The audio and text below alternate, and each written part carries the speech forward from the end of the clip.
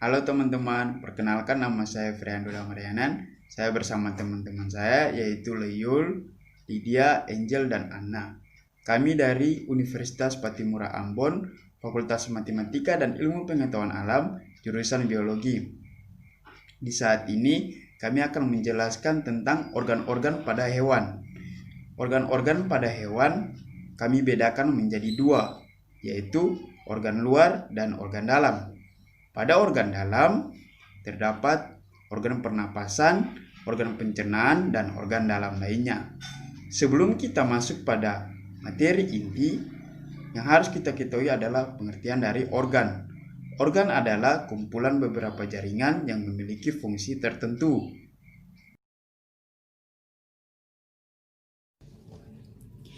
Di saat ini saya akan menjelaskan tentang organ-organ luar dan fungsi pada hewan.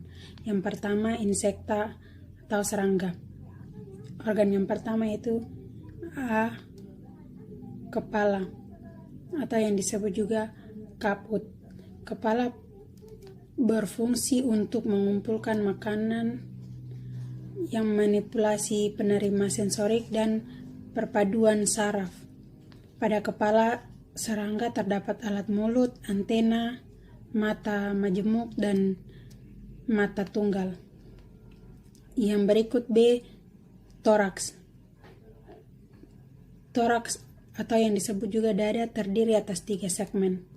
Toraks merupakan pusat gerakan serangga, fungsinya untuk terbang. Kemudian C.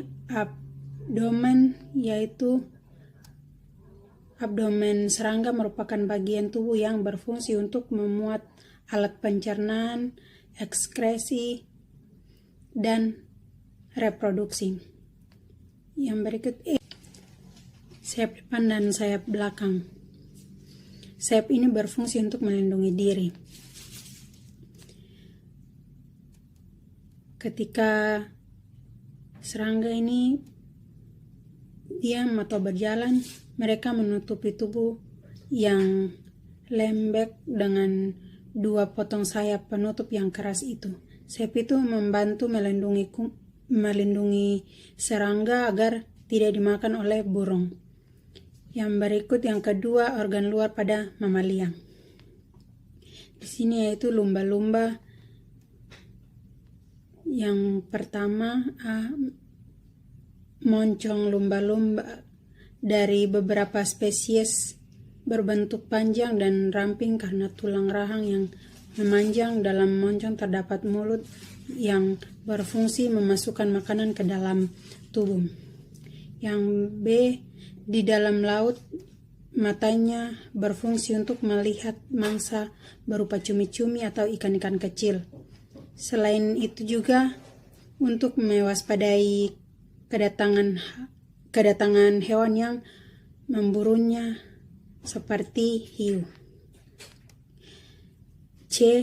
Hidung lubang dari lumba-lumba.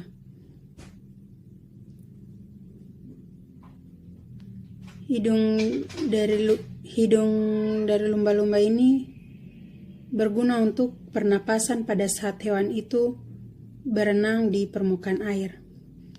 Yang berikut, yang D, yang pada organ sirip punggung berguna untuk kestabilan dan pengaturan panas tubuh. E. Sirip dada memungkinkan lumba-lumba untuk mengarahkan dan mengendalikan kecepatan berenang mereka.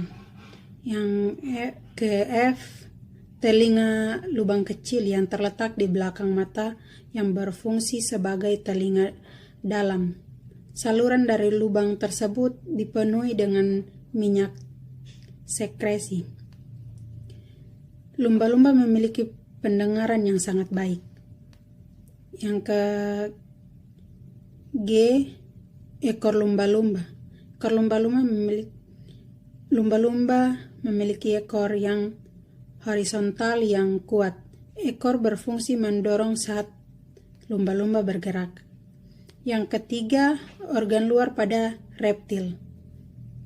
Organ-organnya yaitu A. Pada tubuh reptil memiliki sisik kering yang bahannya terbuat dari zat tanduk yang fungsinya adalah merupakan sebagian perlindungan yang diberikan dari lingkungan yang kering. Reptil dapat berjalan dengan cara melat atau dengan meletakkan seluruh tubuhnya berada tepat terlungkup di tanah, tetapi pada kasus ini ular bergerak dengan menggunakan otot yang ada di dalam tubuhnya secara bergantian. Yang ke-C, reptil memiliki 2 pasang kaki yang memiliki cakar kuat. Yang D, perkembangan biak dari reptil memiliki 2 cara, yaitu dengan bertelur atau ovipar dan bertelur melahirkan, atau yang disebut contoh dari reptil yang berkembang biak dengan cara bertelur adalah penyu, kura-kura, dan cicak. Contoh dari reptil bertelur yaitu melahirkan atau ovipar adalah ular. Yang E, kaki reptil ini memiliki kegunaan untuk dapat berjalan dan pada setiap jari kakinya terdapat kuku-kuku sebagai senjata yang tajam. Gunanya adalah menambah kekuatan pada tubuh reptil ketika mencengkram musuh atau mangsanya. F, pigmen kulit adalah merupakan suatu kemampuan khusus yang hanya dimiliki oleh reptil berjenis bunglon yang memiliki cara mempertahankan diri dengan mengkamuflase seperti benda yang ada di sekitarnya, sehingga ketika musuh-musuh dan mangsanya datang tidak tahu di mana bunglon berada. Yang ke-G, ekor yang ada pada reptil dapat digunakan untuk membantu dalam proses bergerak seperti yang dilakukan oleh ular yang akan menggunakan otot tubuhnya untuk dapat terus bergerak maju. Yang keempat, organ luar pada amfibi atau katak. Organ-organnya yaitu yang pertama, lubang hidung. Lubang hidung pada katak berfungsi untuk pernapasan pada katak dewasa. Katak bernafas melalui lubang hidung depan, lalu menuju rongga hidung, setelah itu masuk ke lubang hidung, dan terus hingga ke paru-paru katak. Yang kedua, kulit tipis dan lembab pada katak. Kulit katak selalu basah agar dapat berfungsi sebagai alat pernapasan. Kulit katak sangat tipis, mengandung kapiler darah dan dilengkapi dengan kelenjar-kelenjar penghasil lendir di bagian dermis dan di bawah kulit. Yang ketiga, 4 jari yang tak terselaput. 4 jari yang tak terselaput ini memungkinkan katak melompat dari tempat ke tempat yang lain yang jauh, dan agar tidak licin dia menggunakan 4 jari yang tak berselaput. Yang berikut yang keempat, 5 jari berselaput. Fungsi dari sayap delta dari kaki berselaput ini memberikan daya angkat hidrodinamik untuk jari kaki asimetris yang membantu berenang di bawah air. Perhitungan gaya dorong pada katak saat berenang. Yang berikut yang kelima, kloaka pada katak. Kloaka fungsinya sebagai saluran untuk pencernaan, ekskresi, dan reproduksi. Yang berikut yang kelima, organ luar pada ikan. Organ yang pertama yaitu mulut pada ikan, yaitu yang bentuk-bentuk mulut dan letakannya sangat beragam sesuai dengan jenis makanannya. Yang kedua, sungut. Yang sungut ini berfungsi sebagai alat sensor pendeteksi keberadaan makanan dan alat pertahanan diri pada beberapa jenis ikan. Yang ketiga, operculum. Operculum digunakan sebagai alat untuk menutupi insan dari luar. Yang keempat, membran branchioistega yang merupakan selaput tipis di bagian bawah tulang penutup insan yang berfungsi untuk menutupi tulang-tulang di atasnya. Yang kelima, sirip dada. Sirip dada digunakan sebagai alat penggerak untuk merubah arah. Yang berikut, yang kelima,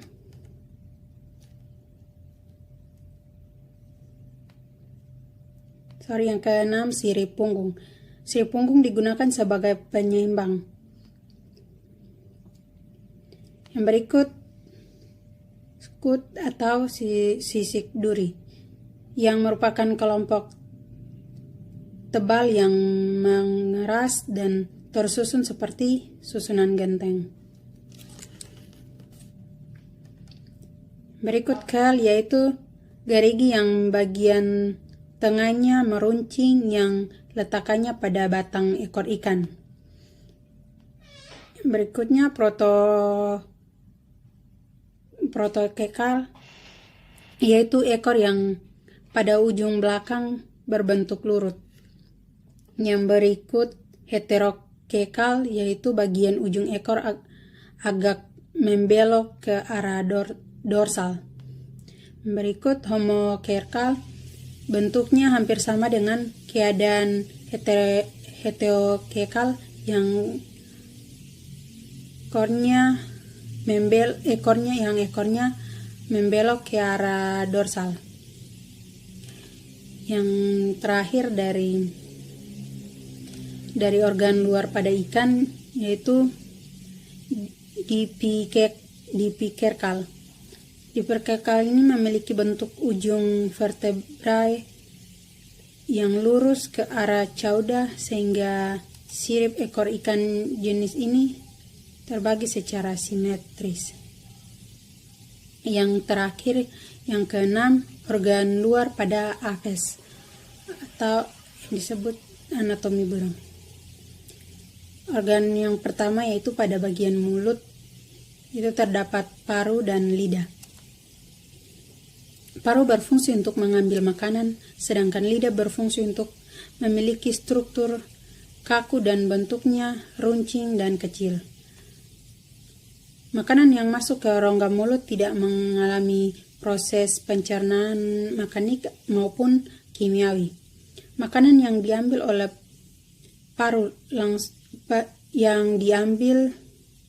oleh paru langsung masuk ke dalam rongga mulut lalu menuju ke kerongkongan. Yang kedua, fungsi bulu dari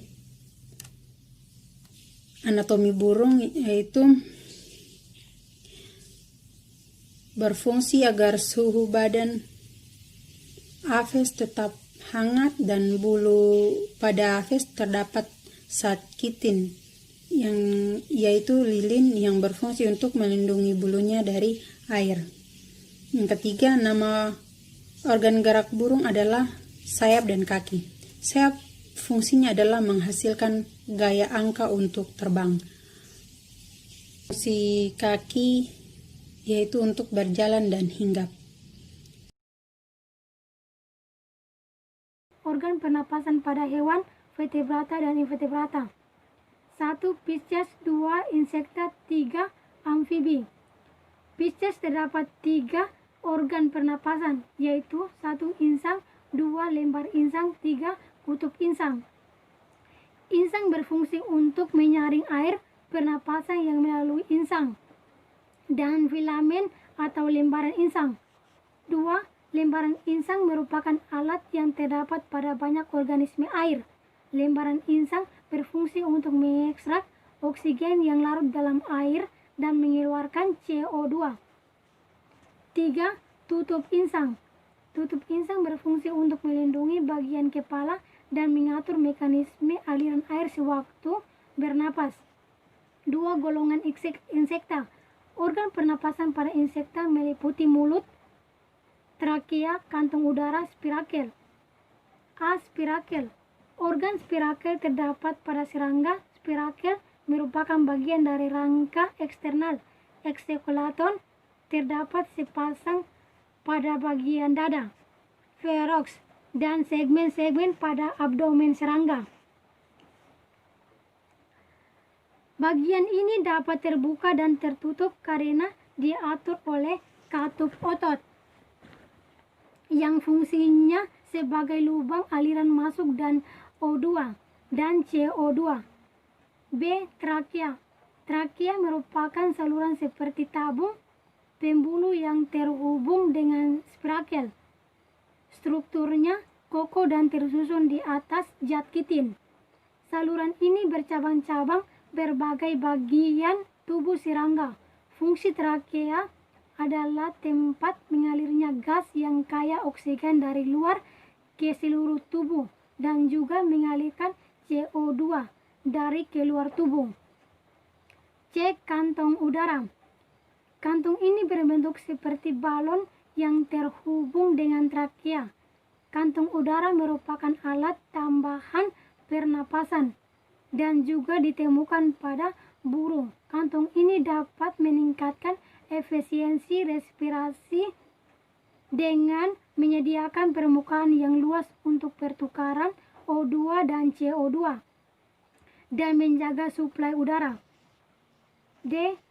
Trakeolos merupakan percobangan dari trakea yang memiliki struktur yang tipis. Fungsinya hampir sama dengan kapiler darah yang terdapat pada kelompok vertebrata. Strukturnya yang halus dan terdapat cairan serta terhubung langsung dengan sel-sel tubuh. 3. Amfibi. Organ pernapasan pada amfibi meliputi rongga mulut, paru-paru, kulit, kuane. A. Rongga mulut. Pada katak berfungsi sebagai jalan masuk dan keluarnya udara. B. Paru-paru pada hewan amfibi termasuk katak. Termasuk katak adalah tipe paru-paru yang sederhana. Bentuk paru-paru biasanya berupa lipatan alveoli. Fungsi dari lipatan alveoli ini pada katak berfungsi untuk mengangkat pernapasan pada katak. C. Kulit. Kulit adalah pernapasan utama amfibi. Adalah kulit.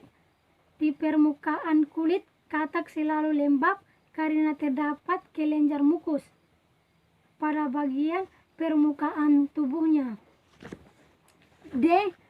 Kuane adalah penghubung antara rongga hidung dan rongga mulut. Berikutnya organ pernapasan pada hewan aves. Organ-organ pernapasan pada hewan aves meliputi A. Hidung. Terdapat dua lubang hidung, yaitu lubang hidung luar dan dalam, yang berfungsi sebagai tempat untuk mengambil oksigen. Yang B. Trakea. Tersusun atas tulang rawan yang berbentuk lingkaran. Trakea ini bercabang menjadi bronkus kanan dan kiri. Bronkus ini kemudian akan menghubungkan sirip paru. Trakea berfungsi untuk mengantarkan udara dari hidung menuju bronkus. C. Paru-paru. Pada burung, paru-paru dibungkus oleh pleura dan menghubungkan dengan kantong udara. Berfungsi untuk melakukan pertukaran antara karbon dioksida dalam darah dan O2. D. Kantong udara anterior dan posterior. Kantong udara posterior dan anterior biasanya 9, mengambang pada saat menghirup napas. Fungsi kantong udara anterior dan posterior yaitu menyimpan cadangan makanan, membantu mengeraskan suara, dan membantu mengatur berat badan. Selanjutnya, kita masuk pada organ pernapasan pada reptil. Organ pernapasan pada reptil meliputi A. Hidung. Adalah organ respirasi pertama pada hewan reptil yang menerima udara dari lingkungan. Selanjutnya, udara yang diterima hidung akan diteruskan ke trakea. B. Trakea.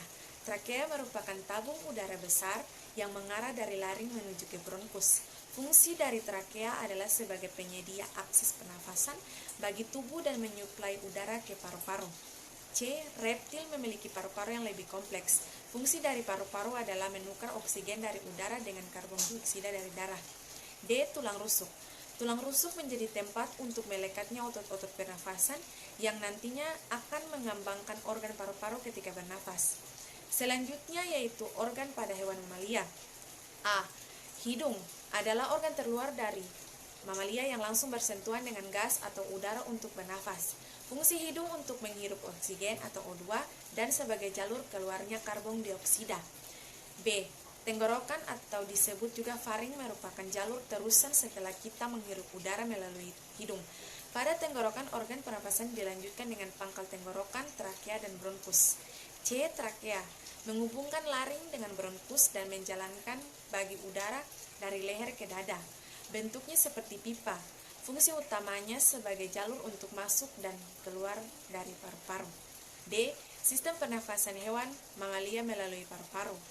Udara yang dihirup akan masuk ke lubang hidung, tenggorokan, kemudian paru-paru. Ya teman-teman, di sini saya akan menjelaskan tentang organ-organ pencernaan pada hewan. Organ-organ pencernaan pada hewan yang pertama ialah organ pencernaan pada hewan serangga atau insekta. Organ pencernaan yang pertama ialah mulut. Organ pencernaan mulut ini berfungsi sebagai tempat masuknya makanan, berbeda dari mulut hewan yang pada umumnya yang memiliki gigi untuk mengunyah makanan. Untuk serangga, organ mulut ini tidak bergigi. Pada serangga terdapat 4 tipe mulut. Yang pertama, tipe pengunyah, kedua pengisap penjilat, ketiga pengisap, keempat pengisap penusuk. Dan organ berikutnya ialah esofagus.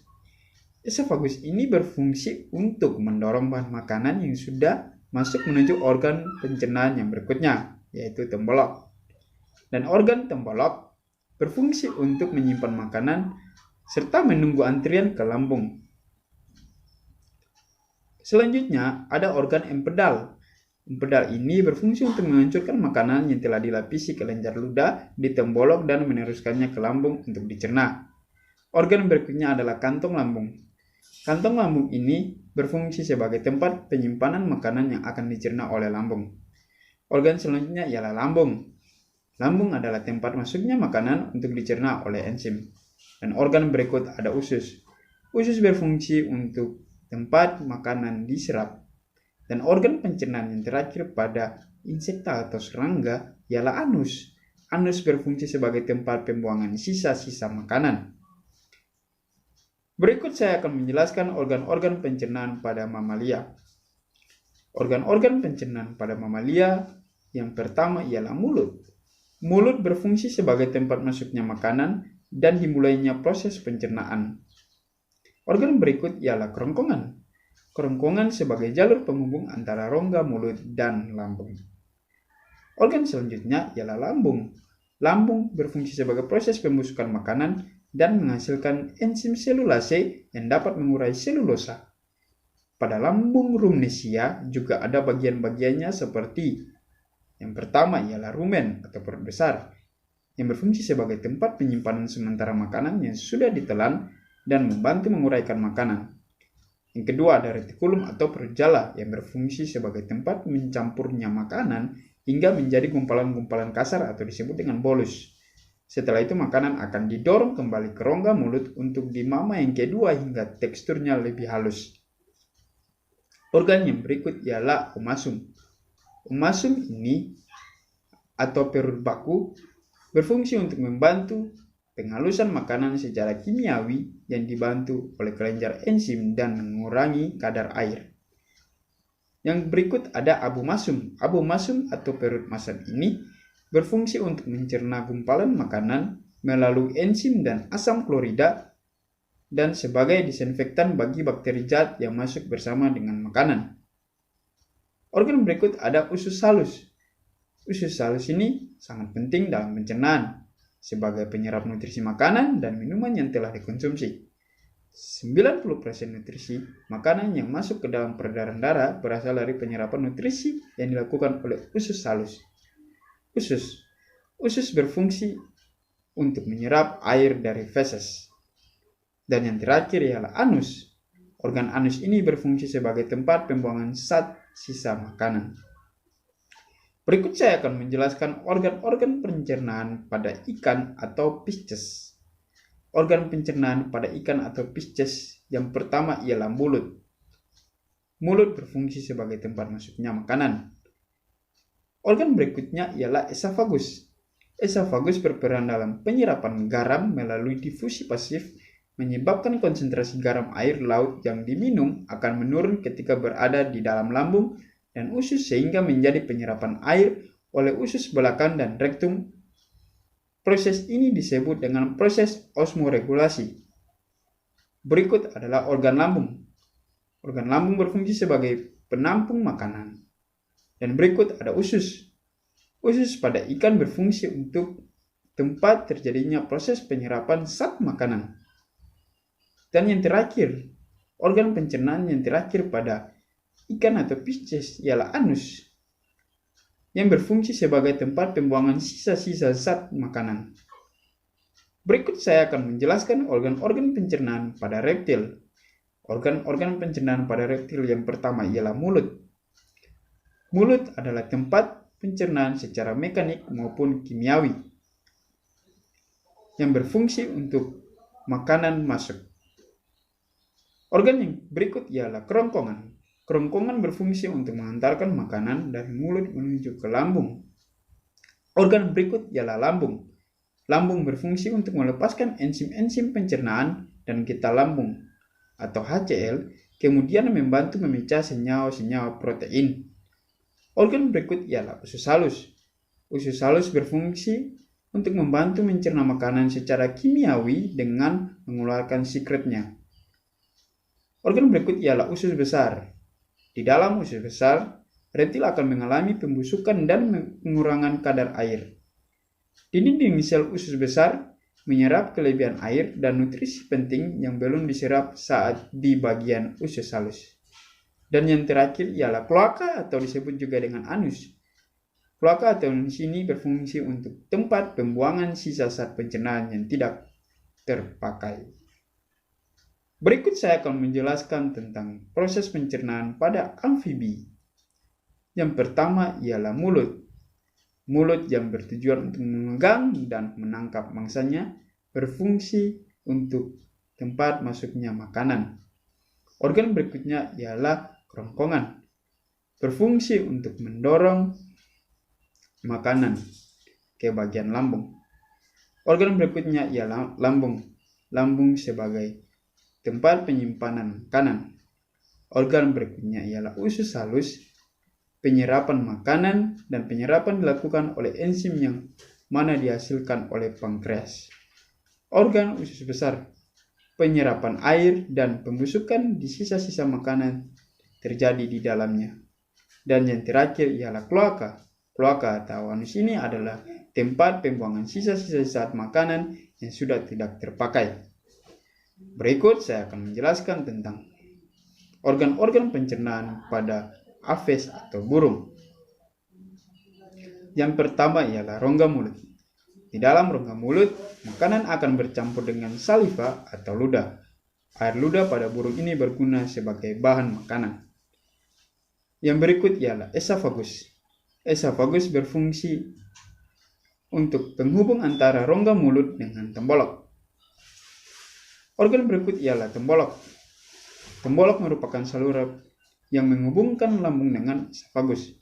Pada tembolok, makanan hanya menumpang lewat saja dan tidak mengalami proses pencernaan. Tembolok juga menjadi tempat untuk menampung dan menimbun makanan. Di sini makanan akan disimpan untuk sementara waktu dan mengalami proses peredaman oleh cairan yang disekresikan oleh dinding tembolok. Organ berikutnya ialah lambung. Di dalam lambung, makanan mengalami pencernaan secara enzimatis dengan bantuan getah lambung. Lambung menghasilkan enzim pepsin, renin, dan asam klorida atau HCl. Organ berikutnya ialah usus halus. Usus halus pada burung atau aves tersusun atas duodenum, jejunum, dan ileum. Di dalam duodenum terjadi proses penyerapan makanan. Pencernaan makanan di dalam usus halus dibantu oleh cairan empedu, enzim pankreas, dan enzim usus. Empedu berfungsi untuk mengemulsikan lemak, mengaktifkan lipase, dan menghidrolisis lemak. Organ berikut ialah usus besar. Di dalam usus masih terjadi proses pencernaan makanan yang belum dicerna oleh usus halus. Di dalam usus besar terjadi pencernaan selulosa dan hemiselulosa yang belum terhidrolisis oleh enzim. Di dalam kolon terjadi pencernaan mikrobiologi dengan bantuan bakteri untuk mencerna protein. Dan yang terakhir ialah kloaka. Kloaka adalah tempat pembuangan sisa-sisa sari makanan yang tidak terserap oleh tubuh dan dibuang olehnya.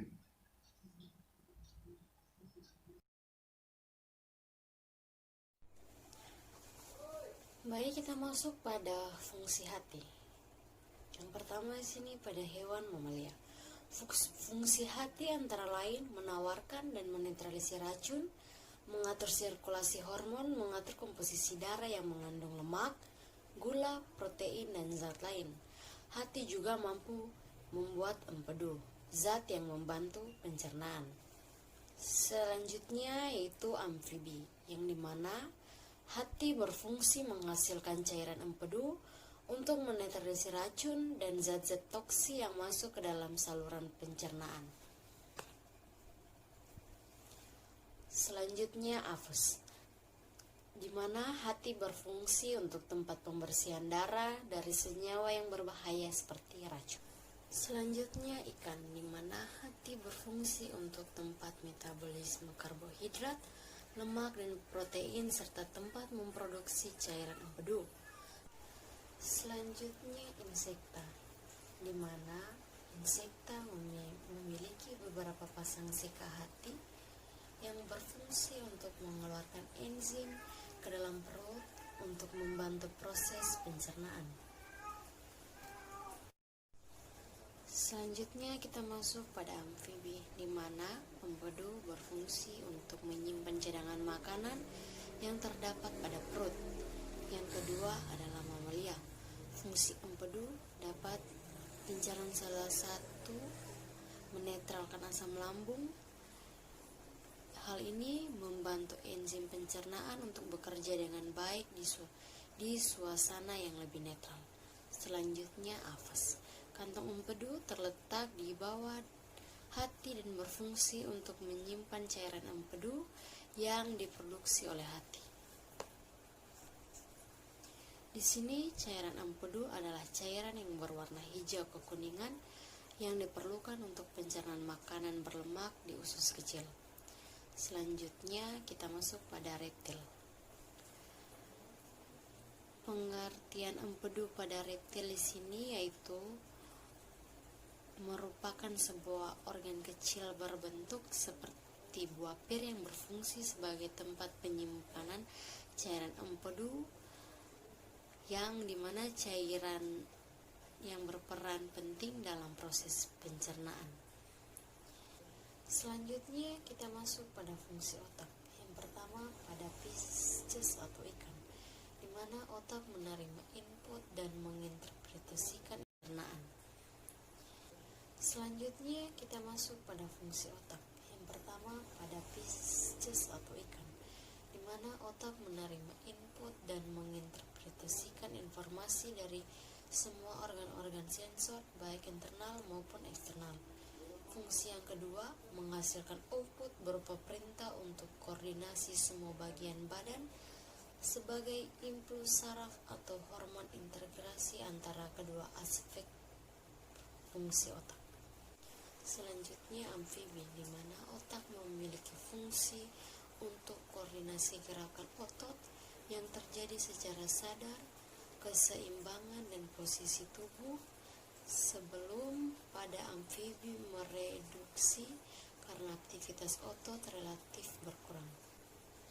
Selanjutnya otak pada mamalia, di mana otak mamalia berada dalam sistem limbik yang berkaitan dengan emosi dan naluri, memberi makanan, perkelahian, melarikan diri, dan melakukan perilaku seksual, seperti yang diamati oleh McLean.